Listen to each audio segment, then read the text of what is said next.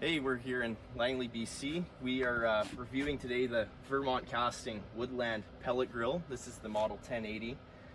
We've used it now for a little bit and we really like it. We've used it for grilling and for smoking, and it's done a really great job for smoking. Some highlights and some things we really like about this model is how well built it is. It's made out of cast iron compared to some competitor models which are made out of stainless steel and thinner gauge metals. This is a really nice unit. It is extremely heavy, which can be viewed as a positive or a negative. If you're trying to get into an apartment building or something, maybe go with a smaller model. Very nice. We really appreciate the porcelain grill gates that Vermont Castings used. Extremely well built, and you can flip them either way, so you can have the short side up or the flat side up. And all these things are removable, and you can get in there and you can clean the product. So over here, we have the pellet hopper here, so we have it filled up now.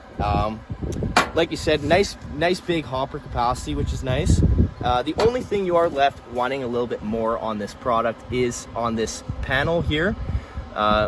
Many of the major competing brands have a module that basically Bluetooth connects to your phone, so you can check the temperature of your meat while you're away.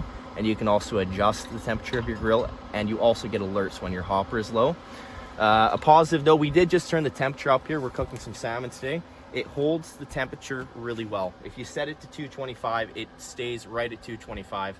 It's not spiking up and down. I've used other brands before and you see a big fluctuation in going high and low. Other than that, great product. We would recommend.